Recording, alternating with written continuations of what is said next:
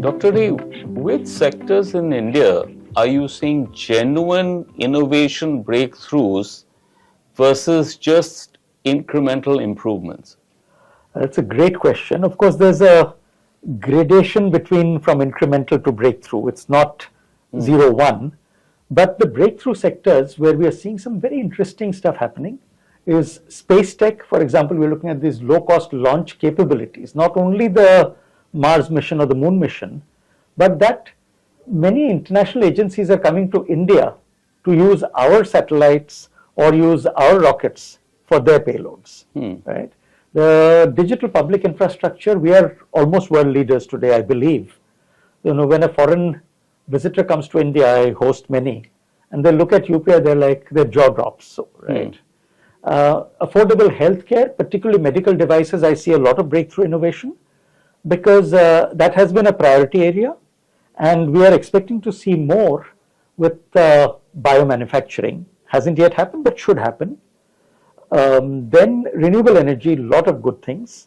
And the semiconductor mission, I think, is going to drive breakthrough innovation through the design-linked incentives.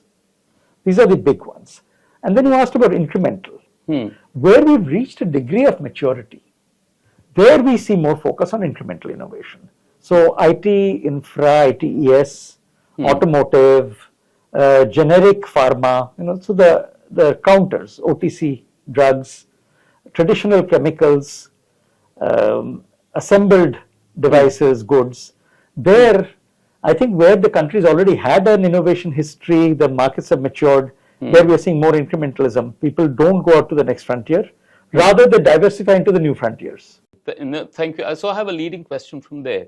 Where are you seeing most robust private sector spending in R&D? I'm seeing a lot of private sector spending R&D in the sort of digital space. Particularly, you know, AI is a buzzword, but I tend to think of it as machine learning. I see a private sector investment happening there in digital twins, in supply chains. I see an interesting amount of R&D investment coming into supply chains and next generation manufacturing. We are seeing a surge again in R&D in pharma, not only in generics, but now in new drug delivery systems. We are seeing a surge in vaccines maybe coming from the pandemic, and in space tech, defense and space tech. Strategic sector clearly is a strong driver. Let me add also that the private sector is not a homogeneous whole. So there are the very large corporates, and some of the mega corporates are beginning to make fresh thrusts into R&D. And we know some of those corporate houses, you see them visibly. And I think those are being rewarded in some senses by the stock markets, because that's something people do track. That if you invest big in R&D today, something will pay off tomorrow. I also see the MSME sector actually doing more R&D than they used to. I find many more projects being sponsored to universities and research labs by the MSME sector because of a number of incentives that are available. And this is now beginning to spill over into the startup sector. Earlier, a typical startup did R&D on a single product line or a single platform or a single concept. Now we are seeing alliances emerging, startups talking to bigger companies, becoming part of their R&D ecosystem, solving problems with the offerings. Earlier, they were offerings looking for a market. Now, better matchmaking is happening with incubators on offerings looking for markets and markets looking for offerings. So I see a big jump here. Like the IIT Madras incubator today has a cumulative value of over 30,000 crores in the companies it has incubated. Oh, that's a big number. Big number. I think it leads me to a question closer home. For investors and wealth managers, what specific metrics should we be monitoring to identify promising R&D investments in India? The obvious answer to that would be the obvious metric that's been used all this while, which is the R&D spend on percentage of revenue. But that's just one number. I feel that another important thing today in a crowded ecosystem, firewalling or ring fencing your knowledge is important. So patent filings and how much of your filed patents being commercialized. Those are important. Now, mostly when you look at listed companies, they disclose the patent filings, but they don't tell you what the outcome of that has been. So we need to find new metrics.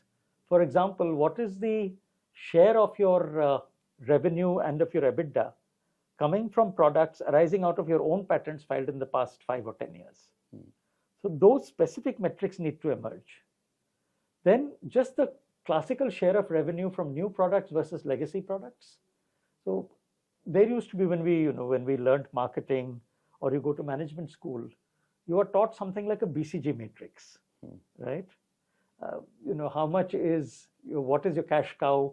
How much is your star? Where are your dog products? So a really nice metric is how much of your star product has come out of patents or new know-how you developed in the last 5 years. I think we have to get to that level of granularity. Also, how much in your employment in your workforce, what are your PhD and advanced degree holders? Now, this is going to be a short-term window of measurement, because I think PhDs will become less and less relevant, and people who have done specialized certificate courses online might become more relevant. So PhDs alone will not be a good metric, but advanced degree holders will be important. And then finally, this is a metric we use in our fund, is how much government grant have you been able to get for your research? What PLI have you got? What DLI have you got? What competitive grants have you won with your university academic collaboration partners? How much money in your total spend for a particular initiative has come out of grants? So that shows you, it's a bit like asking what's your gearing ratio in your balance sheet, right?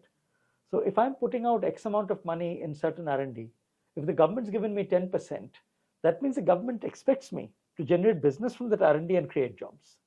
Those are the best metrics.